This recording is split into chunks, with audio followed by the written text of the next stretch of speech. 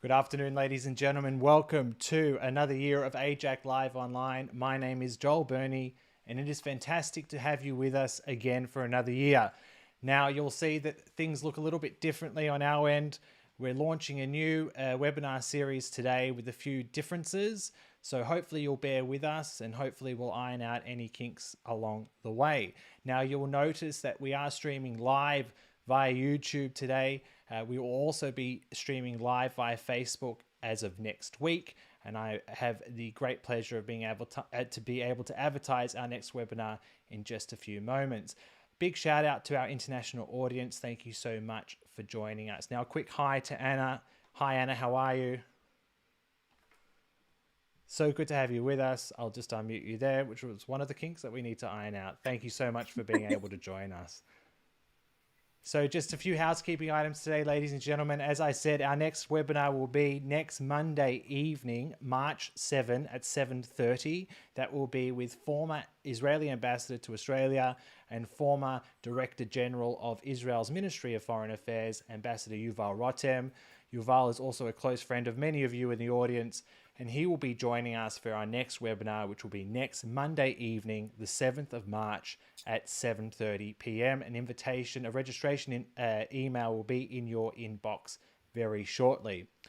Now, today with our new webinar process here, you will be able to ask questions through the chat feature of YouTube.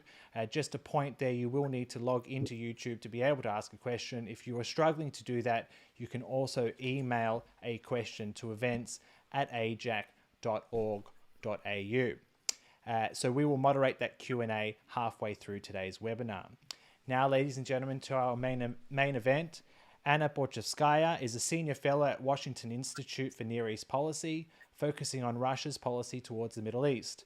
She is a contributor to Oxford Analytica and a fellow at the European Foundation for Democracy. She was previously with the Atlantic Council and the Peterson Institute for International Economics. A former analyst for a U.S. military contractor in Afghanistan, she also served as communications director at the American Islamic Congress. She publishes widely in venues such as Foreign Affairs, The Hill, The New Criterion, and the Middle East Quarterly. She is the author of Putin's War in Syria, Russia's Foreign Policy, and the Price of America's Absence.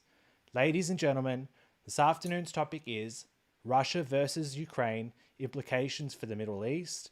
I would now like to hand over to AIJAC's Executive Director, Dr. Colin Rubinstein, to say a few words.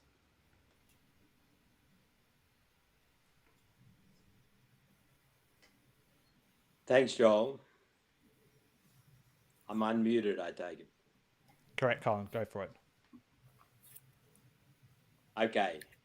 Thanks very much. Welcome, everybody, to this special and I would say very timely webinar with our distinguished guest, a genuine Russia expert from the prestigious Washington Institute, Anna Borshchevskaya. We see the unvarnished efforts of Putin and Russia to re-establish the Tsarist Empire, nothing less. And it's unprovoked, brutal, ruthless, and totally unacceptable invasion of the entire Ukraine. This represents a profound challenge to the international rules-based order established after World War II. It's the largest attack by one European power on another since then. And clearly it's a challenge to the global balance of power based on the predominance of the West and the values of the West. So talk of the end of history that we heard only a few decades ago and the triumph of democracy doesn't really resonate very well right now, as we see the re-emergence of dictatorships, not only in the Russian behavior, but also aggressive behavior by China. Most recently, we saw the laser attack on an Australian aircraft so close to our shores. So in short, I would say this is very much a wake-up call for the woke West. We need to toughen up, or else we're really witnessing the decline of the West, the decline of the US in global affairs perhaps, but very sadly if that were the case, and certainly the military credibility and the deterrent profile of the West certainly been weakened in recent times, most recently by the catastrophic withdrawal from Afghanistan, of course, but goes back decades to Jimmy Carter. And we saw Reagan's response to that. Peace through strength was his motto, and it worked for a while, as we know. We saw the many mistakes of President Obama, particularly in Syria. And we're seeing again right now the incipient surrender of the US and its allies in the Jcpoa negotiations. It's surrendering to Iran in terms of the nuclear deal. So getting to the heart of our topic today, as we witness rather courageous Ukrainian resistance to this Russian invasion and its resilience and brave leadership of President Zelensky in particular, and we see the West toughen up a little, maybe it's too little too late, in supplying lethal military support and harsher sanctions, with some of SWIFT applying. But we've got a lot of questions. How can the free world really deal with this situation with dictatorships on a roll? What are the implications in particular of this Russian invasion for the Middle East, for Israel and the Palestinians? And frankly, we see in Israel's response a degree of understandable caution and restraint, a troubled response, but getting tougher, and certainly condemning, in the words of Foreign Minister Lapid, this invasion and violation of international law. And Palestinians are also close to the Russians. The Iranians and Syrians are waxing eloquent, of course, in their proxies in support, whereas Turkey, of course, is somewhat critical. It's a challenge to the Abraham Accords, and certainly it's a very delicate issue for Israel, being so dependent on deconfliction with Russia in neighboring Syria, which of course Russia dominates. So there's so many profound critical issues in the balance here. And so we're very lucky today to have with us Anna to address these issues and hopefully enlighten us. Anna, the screen is yours. Thank you very much. Thank you for this kind introduction. I am going to speak for about 15 minutes and would really look forward to the Q&A so that I can really address more of the detailed questions that might be especially interesting to your audience. And I'll start off by talking first a little bit more about the Ukraine crisis and then segue how this matters specifically to the Middle East. So the first issue to understand about what's happening here is that we're living in what is the most defining post-Cold War crisis. The media oftentimes tended to, at least prior to this crisis, describe Ukraine as sort of a peripheral country. There's almost this understanding in the West that Europe is somewhere off on the periphery. But the fact of the matter is, it's actually in the heart of Europe. It's a country of over 44 million. By its land mass alone, it is first or second, depending on how you look at these issues geographically. Historically, it has always stood at the heart of Europe. And when it comes to its relationship with Russia, it is actually its competitor in the realm of political ideas, because historically, Ukraine was always a democracy. And what we're witnessing now is another iteration of centuries of this political struggle for governance, for freedom versus autocracy. And so it is, without exaggeration, without any dramatization, the most defining challenge, the most defining crisis of our time. Having said that, let me say a few words about specifically Vladimir Putin and what is motivating him. The fact of the matter is, this is ultimately about much more than Ukraine alone. And it is, of course, about Ukraine as we're watching Ukraine being attacked. But for Putin, this is about much bigger than that. It is about eroding the US-led liberal rules-based order. It is also about a lot more than simply restoring the imperial czarist lands or the Soviet lands. Remember, Soviet Union, frankly, was also an empire. So the idea of the Soviet Union and an empire are almost synonymous. But it is really about playing out the Cold War with an alternate ending. People like Putin in the KGB intelligence community could not forgive the loss in the Cold War. And what they did very quickly in the mid 1990s is they hijacked Russia's very fledgling, very fragile, very incomplete liberal attempts at liberalization. So they discredited a lot of these people in the 1990s and have taken over. So it is about fundamentally remaking the global order. In fact, the man that perhaps deserves the most credit for this is Yevgeny Primakov, who took over as Russia's foreign minister in 1996, who was a skilled Arabist, by the way, knew the Middle East, and chartered a vision, formally articulated a vision of a multipolar world as an alternative to the US-led global order. So what you see Putin pursuing today, frankly, was not even his idea. It came ultimately from Primakov. Now, other people in the Russian government also envisioned a multipolar world, notably more liberal, pro-Western Andrei Kozyrev, but Primakov gave it a very particular spin that had an anti-American bent at its core. And so what's unfolding today is about fundamentally remaking this liberal rules-based global order. What we're also seeing unfolding is that Putin and the people, the circle of people around him, have ultimately absorbed a number of key lessons of the Soviet Union's failure.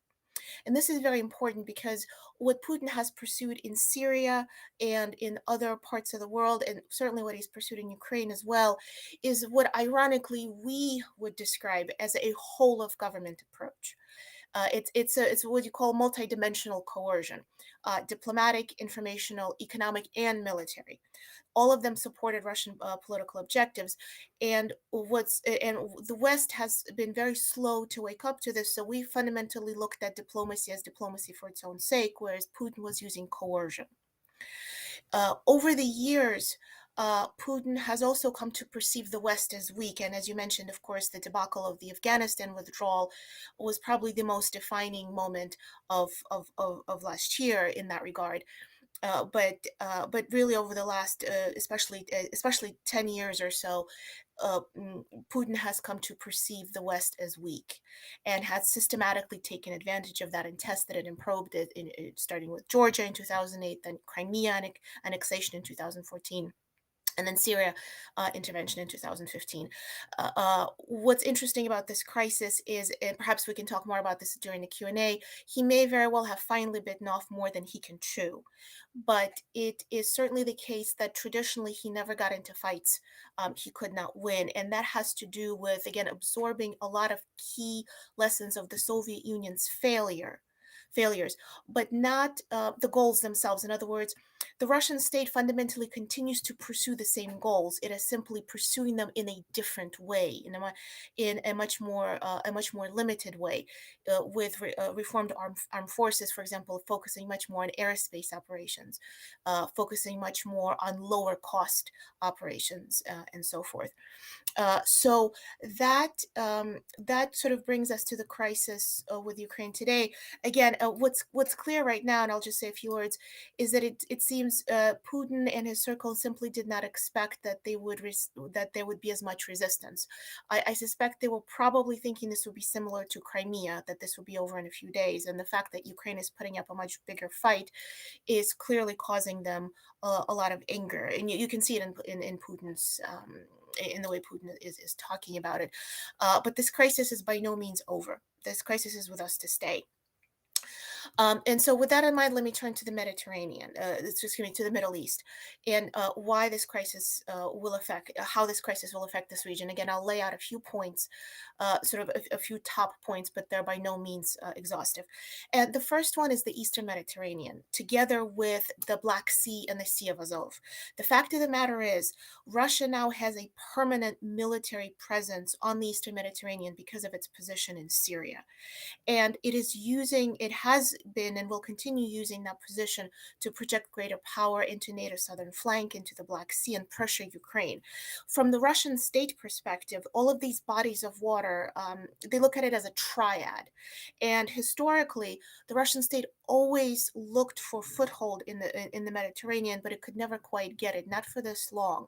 It is probably the first time that it has so much access in all of these bodies of water all at once.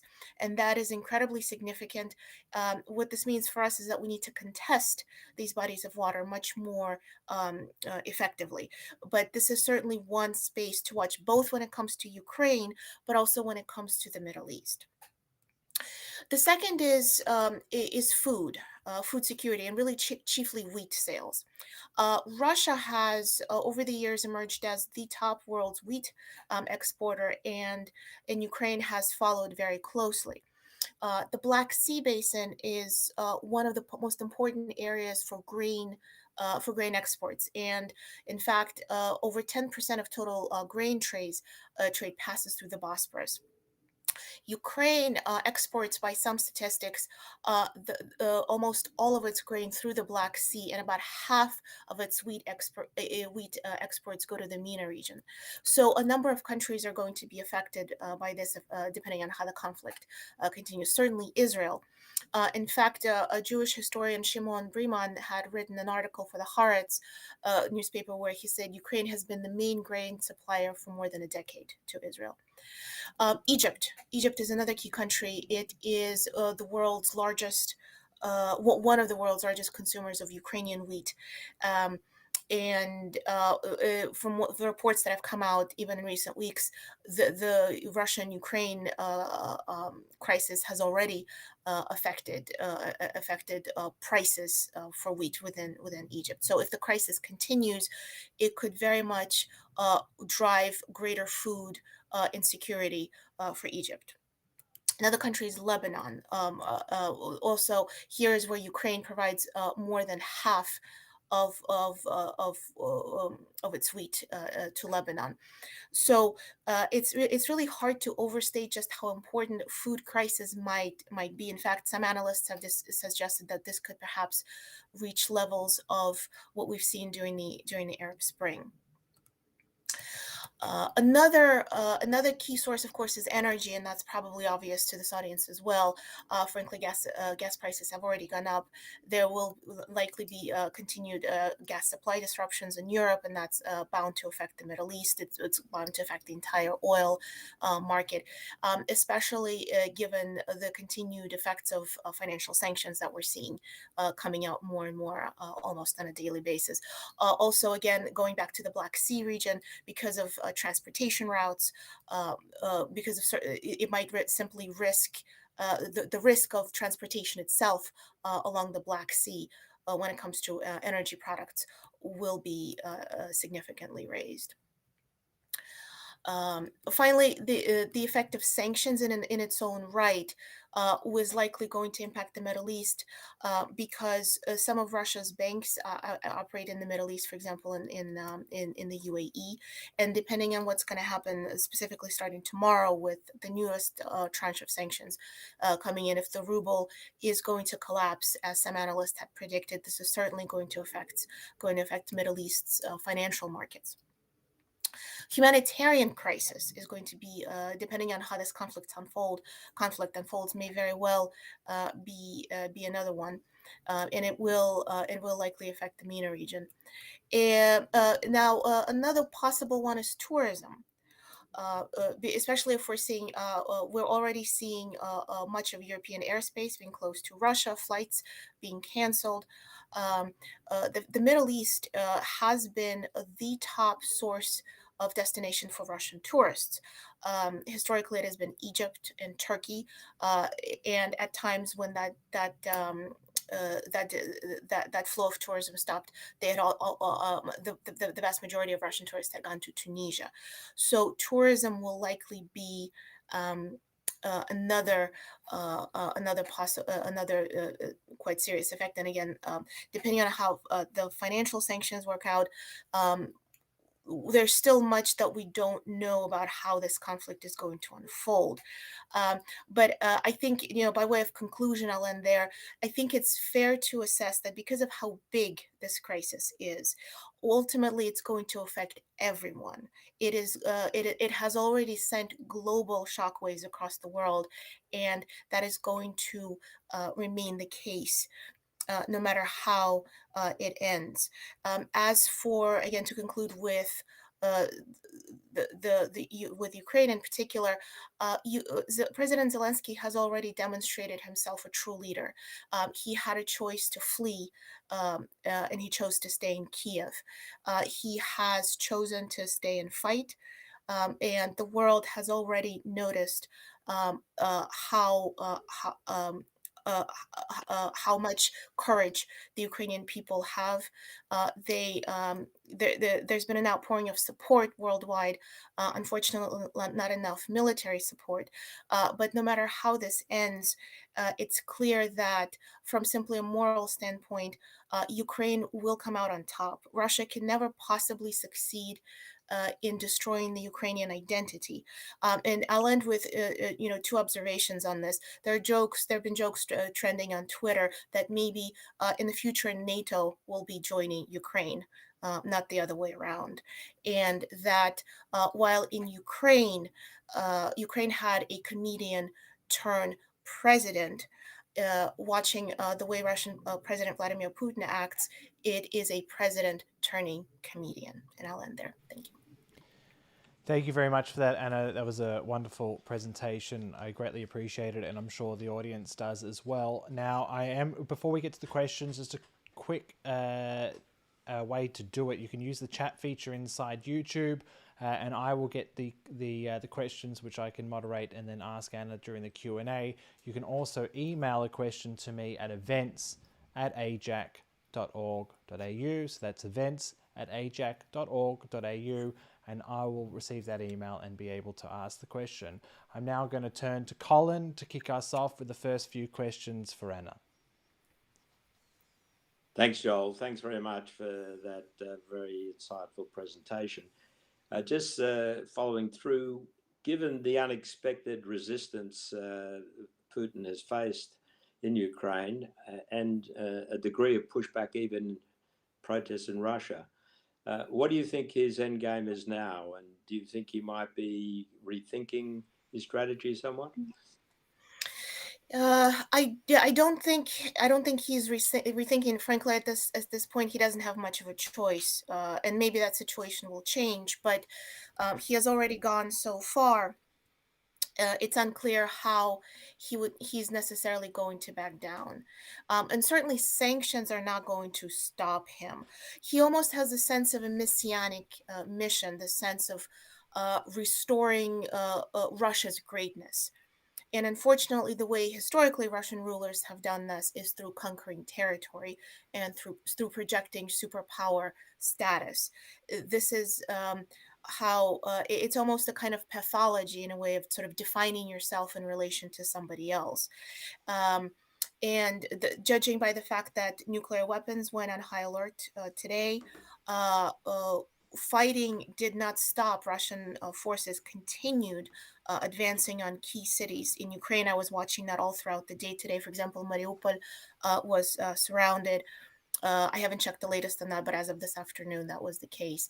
And so there is going to be a negotiation soon between Ukrainian and Russian delegations on the Belarusian border.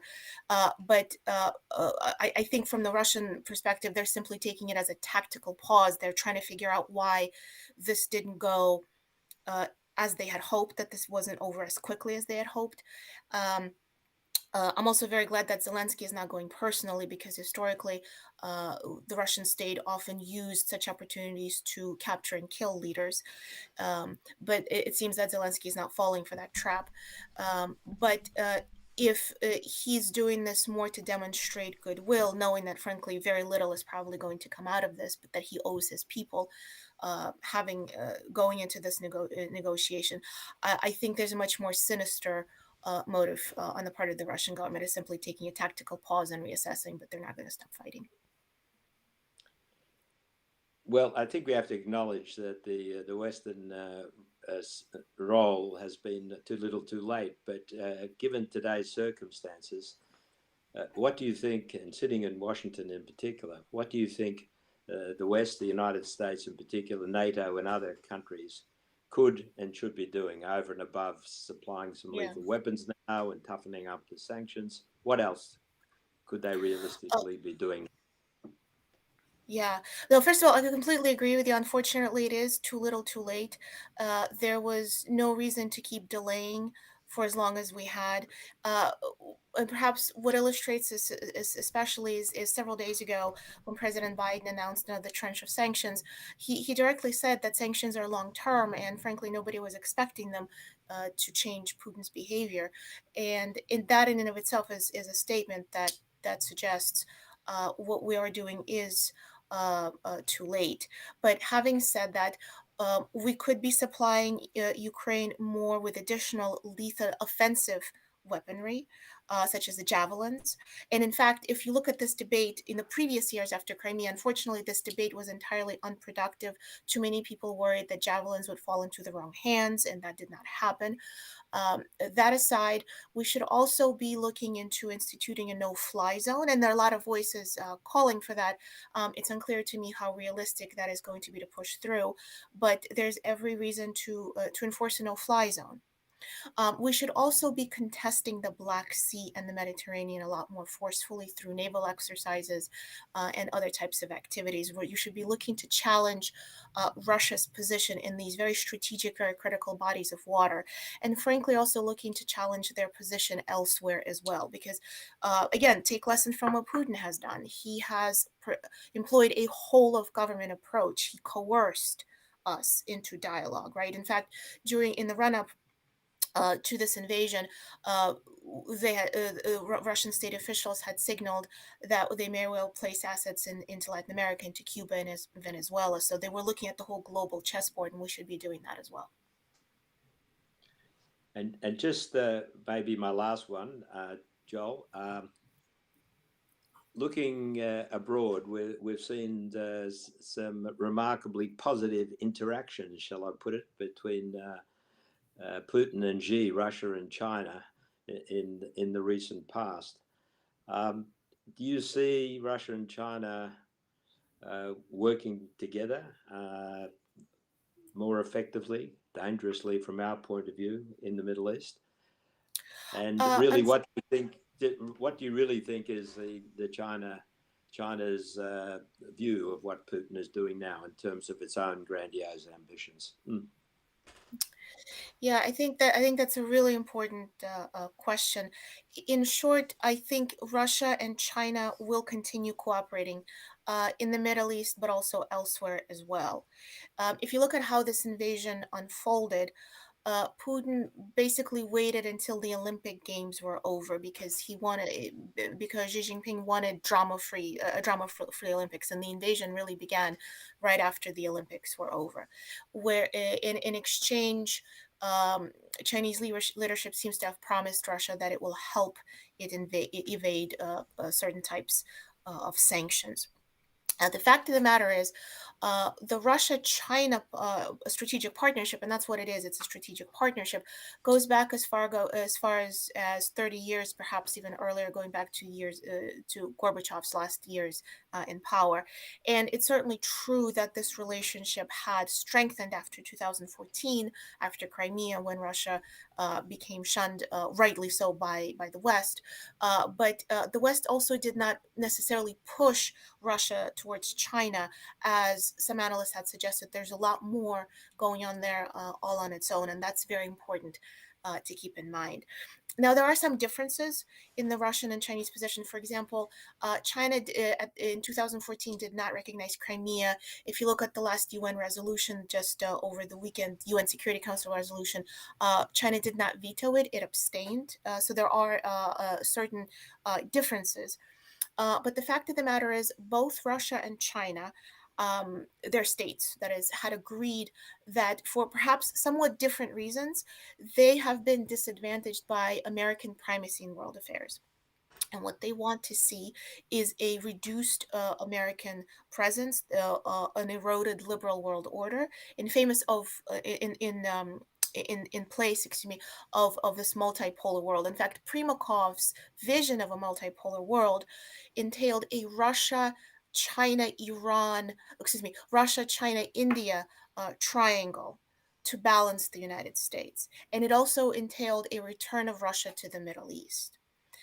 And that is the approach that Putin is pursuing right now. And the fact that more of Russia's foreign reserves, for example, are held in renminbi than they were 5 years ago is also significant. So, in short, I see them looking for ways to cooperate because they're both of them, for their own reasons, are mostly looking to erode the liberal world order. Thank you very much for that, Anna. Now, ladies and gentlemen, another reminder, we are getting some questions in the chat, so I thank you for that. Now, Anna, we will draw our attention now. I will ask one more general question, and then we'll narrow down into Israel shortly after that. So I've got a question here from Stuart. Given the global follow-on effects of sanctions, do you think that NATO and the US would be better served to have bolstered Ukraine by sending troops? Well, look, I think the short answer is I think President Biden made a big strategic mistake by saying publicly that the United States will not be sending troops to Ukraine. Frankly, even if he was not planning on doing that, if you want to keep your adversary guessing, he simply should not have said that. And depending on how this conflict continues to unfold, the important thing to keep in mind is that, at least on paper, if you look at the State Department documents, Ukraine may not be a NATO member, but it is a strategic partner. And although there are rules in terms of what you can and cannot do in terms of helping NATO versus non-NATO members, we do have obligations helping our strategic partners. And unfortunately, at this stage, because Biden so specifically said, in fact, he reiterated that we will not be sending troops to Ukraine. At this point, he can't go back on that. But I simply think that's a strategic mistake. Now, as I said, we'd zoom in on Israel, and Israel's comments on Russia have been moderate compared to those from other Western democracies. What do you think What do you think of Israel's stance, and how do you think Israel should proceed? Well, Israel, and as you mentioned as well, Israel is in a very tough position. It has to walk a really fine line because ever since Russia entered the Syrian theater, it took control of the Syrian skies, and Israel became dependent on Russia's goodwill to allow it to continue its airstrikes against Iranian-backed targets on Syrian territory. Um, Having said that, what makes this also very difficult and perhaps painful is that Israel, unlike other countries in the Middle East, has a very large immigrant population from the former Soviet Union, including from Ukraine. Zelensky himself is Jewish, and uh, because Ukraine and Israel are fellow democracies, uh, who choose to be part of Western family. Um, Again, Israel, on the one hand, has to walk a really fine line, but also, I think, and again, it's hard for me to to give advice to Israel. I'm not an Israeli citizen, but from a simply moral principle position, um, looking for ways to stand with Ukraine, and also recognizing that, and this will probably be my key advice here, recognizing that Russia is not going to get Iran out of Syria. Unfortunately, when it comes to this particular point, over the last several years, there's been a lot of wishful thinking on the part of the Israeli leadership. And it's understandable that from an Israeli perspective, it's better to have Russia on their doorstep than Iran. But the fact of the matter is, Russia and Iran come together as one strategic set. And it's one thing to look away at Israeli airstrikes when they're targeting foot soldiers. It's quite another, really throwing in a lot of commitment to meaning to push back against Iran in any kind of meaningful way. And that's just not in the cards because Russia specifically relied on Iran to do the heavy lifting in Syria. Um, this is how Russia kept the Syria intervention low cost. This was a very big component of this. And I think, although this is a very tough time, and most recently, Russia criticized uh, uh, uh, Israel, for example, on its position on the Golan Heights in response to some of the Israeli actions. Um, Israel is a very strong state, an independent state, and to the extent that it's possible, taking a principled position in the end always pays off. Thank you, Anna, for that. Now, it's sticking with Israel and more broadly with Iran. Now, we have the negotiations for the JCPOA, which are in their advanced stages for what we hear. Russia is a player, is a partner in those negotiations. So the question here is, how might recent events affect the negotiations with Iran over the restoration of the JCPOA? Uh, so a couple of points on that. Russians are very good at compartmentalizing, far more interestingly enough than their Western counterparts. When it comes to the Iran deal, several points are in order. First, historically, prior to 2015, to the JCPOA, Russia simultaneously acted as a participant in the negotiations, but also like Iran's lawyer. They've historically diluted sanctions against Iran. They said that Western concerns about the Iranian nuclear program are overblown, and they also extracted a lot of concessions from the West for their participation in the nuclear talks. So ultimately, their participation in 2015 was simply no favor to Washington or anyone else but themselves. They wanted increased trade with Iran, and they thought that JCPOA was going to help them in that regard, and that's why you saw almost immediately Russia sell the S-300 to Iran after the JCPOA was signed. Now, having said that, there's another issue at play. Um, Russia would prefer to see a non-nuclear Iran, but they also don't seem to be nearly as unnerved by the prospect of a nuclear Iran as Western liberal states are. In fact, the prospect of a pro-Western Iran is far more scarier to them. And back in 2015, again, this might seem completely unrealistic at this stage, but because historically there was a time when Iran was pro-Western under different leadership, um, it's not entirely implausible from their perspective. And in fact, back then, close to the signing of the JCPOA, I remember reading writings of a very prominent Russian liberal Middle East expert, Georgy Mirsky, who overheard a conversation in the Russian foreign ministry that is precisely that for Russia, a pro-Western Iran would be much worse than a nuclear Iran. Um, and so I think there's also kind of a sense of almost a fatalism in the sense of when it comes to Russia. They think that one way or the other, if Iran wants to develop a nuclear weapon, nobody is really going to stop it. And again, even though they would prefer that it was not nuclear, they because they've lived with a lot of nuclear powers in the neighborhood, they will have an easier time living with it, especially if it's not a pro-Western country. Now, an interesting thing happened after Trump withdrew from the JCPOA. Um, the Russia-Iran trade was not particularly affected. In fact, when I looked at this bilateral trade statistics, if anything, Russia and Iran trade had actually gone up. And so Russia is in a very good position here because they want to be part of a key international agreement. They want to look like a great power without which no international decisions can be made, as a key diplomatic power. That's how they portray themselves, as a peacemaker, a protector. And so, from that sense, they want to remain in the in the Iran nuclear deal discussions. But also, they're not in any particular pressure necessarily because they saw that after the United States withdrew from it, they really didn't suffer negative consequences. And so, what they can also do possibly is signal to Western officials.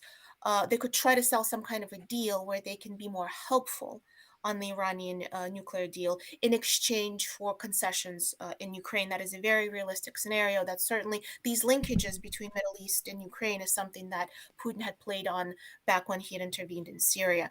So that's one possibility, and we shouldn't be fooled by that.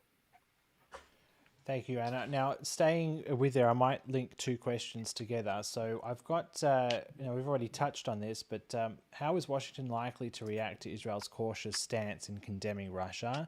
And will the Biden administration care about this? But the other question that I like to add is that we've seen reports over the past 24 hours about not only a request by Zelensky for Prime Minister Bennett to be some type of mediator in negotiations because of Israel's warm ties between both countries. What do you read about those reports, and is there any truth to that? I've certainly read those reports as well. I'm not sure how realistic it is for Israel to play this role because I'm not sure if Russia would accept Israel as an intermediary in that sense. Russia sort of sees itself as this great power above everyone else. Um, in fact, one of my most um, noteworthy comments of Vladimir Putin that has gone under the radar over the years is he once famously said, very few states have true sovereignty. And he listed obviously Russia, the United States, but not even European countries. He included China and India in that list, and perhaps several others. I think from if you look at Putin's mindset, um, time will tell. But I have a hard time believing that they would almost see it as beneath themselves, unfortunately. But that's Putin's worldview. That's how he looks at the world, that they're great powers and that they're spheres of influence. And certainly he does not see Ukraine, of all places, as a state. Ukraine is especially a country that he simply does not consider to be a real country. Um, and to your first part of the question, I'm not exactly sure. It's a great question in terms of how the Biden administration is going to react. I suspect a lot more is going to go on in private. Um, and that's certainly something to watch out for as well. You may recall in several months ago there were reports that Ukraine was looking to recognize Jerusalem as Israel's capital in exchange for military aid from Ukraine, and unfortunately, that deal has gone down. Likely because the way I read it, at least, Israel was simply too nervous about how Russia would react to it. But I imagine in private, a lot is going to continue. Thank you, Anna. I'll now go back to the questions in the chat. Heading back to the actual theatre of war in Ukraine, and the question goes: does Putin have a stopwatch? Will he run out of resources? Could his position be personally threatened? If so, is there a chance Russia could use tactical nuclear weapons? Good question. I think because of how determined Putin is, he clearly seems to be very determined, angry, almost deranged, I would say. Um, no, I don't think he has a stopwatch necessarily. I do think that if the West it acts more forcefully, and I had written about this several weeks ago in a longer article. If the West pushes Putin to have to overextend and use more resources than he was planning on, he may, some you might say he has already put himself in a lose-lose position, or perhaps not. But from a Western perspective, we need to give him that loss, a very serious loss, a shattering loss. Um, and at this stage, the Russian military has a lot more resources. This is simply a bigger military in terms of sheer numbers. So it's too early I think, to look at that scenario. Um, so again, even though we're too late, it's still not too late to give Putin that quagmire that he avoided in Syria. Now, in terms of technical nuclear weapons, again, this is also a hard question for me to answer, but I still see it as unlikely, um, just given the nature of how Putin has engaged. But other military experts with much more technical background might have a better answer to that question. I may simply not know enough. So you've clearly touched on the imbalance in sheer resourcing of both armies, if you do see, if Putin and Russia is placed in that quagmire as you described, do you think that there is a possibility, maybe not now, but in the future, that resources are going to be redeployed out of the Middle East, Russian forces out of the Middle East, say from Syria, to assist in the Ukraine? Uh, that depends on how much pressure I think we're going to put on Russia to do so, and that really goes back to what are we going to do if eventually we contest Russia's position in Tartus and Khmeimim and the Mediterranean. That might be one possibility. I don't see it happening as of yet. I simply don't see it, but we would be wise to think about how to pressure Russia to do so.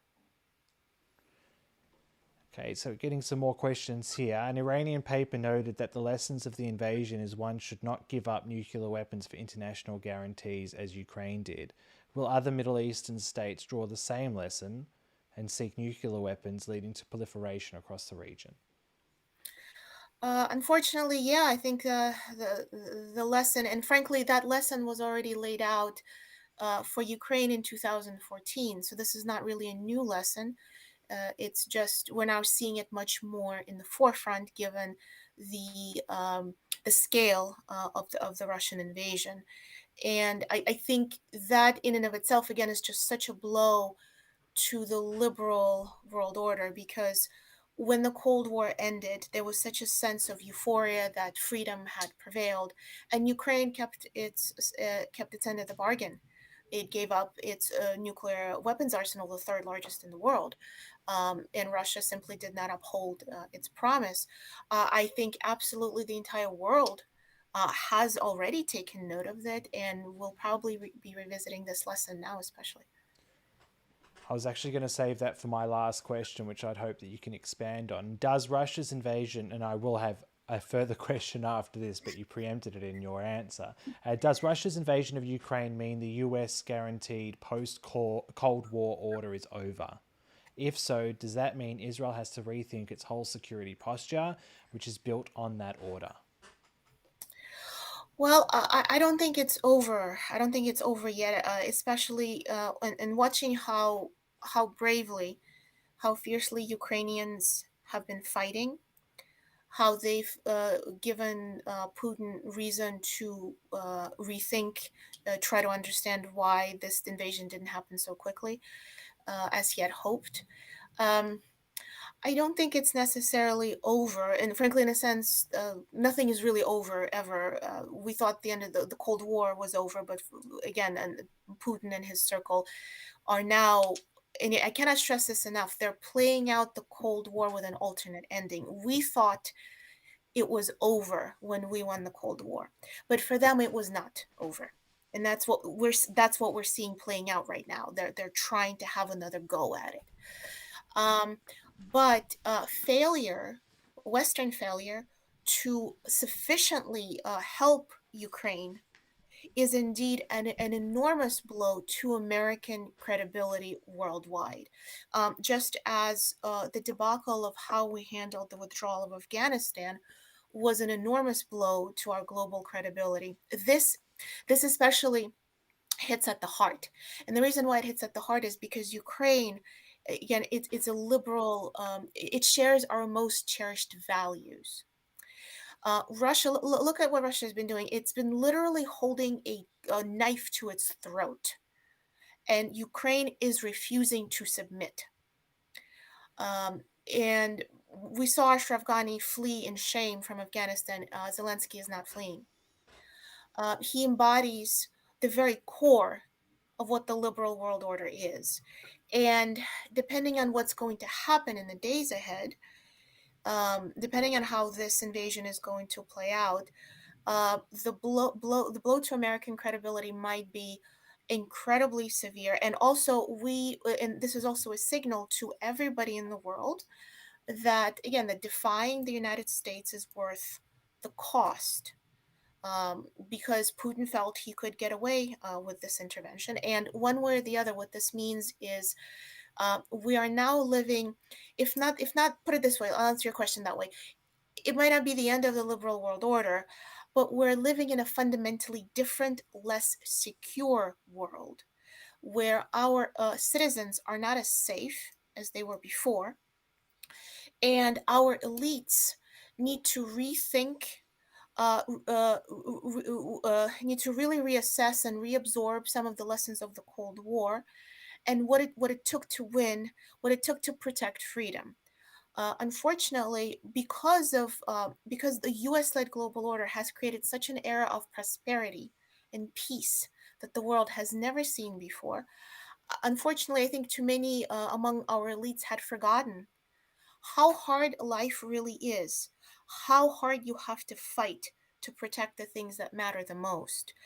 Um, and perhaps this crisis will reawaken those memories, and maybe we will find our elites will finally wake up uh, to what an existential crisis this really is. Thank you, Anna. Now for our final question, bringing it back home to Australia down under, what can Australia do to contribute to the best outcome? Well, Australia can also Australia can look for ways it can help Ukraine directly and indirectly. Um, it can also remain a strong partner in the Asia Pacific that stands up to China, as it has been doing in the past very courageously, despite China's reactions. Um, and remind everybody that Australia is also part of the of a family of democracies. It's a valued ally, and that it's here. Thank you so much for that, Anna. I greatly appreciate it. Ladies and gentlemen, that brings our first webinar of 2022 to an end. Thank you so much for your participation. On behalf of everyone at Team AIJAC, including Colin there, thank you so much, Anna, for a wonderful webinar. Incredibly timely. We put it up on short notice, but there's no doubt that our audience here in Australia is far better off after listening to the last 55 minutes. So again, on behalf of everyone at AIJAC, thank you so much for today's webinar. Ladies and gentlemen, as I told you at the start of the webinar, we will have Ambassador Yuval Rothem, next week, Monday evening, the 7th of March at 7:30 p.m. An invitation will be in your inbox shortly. For now, it's bye for now.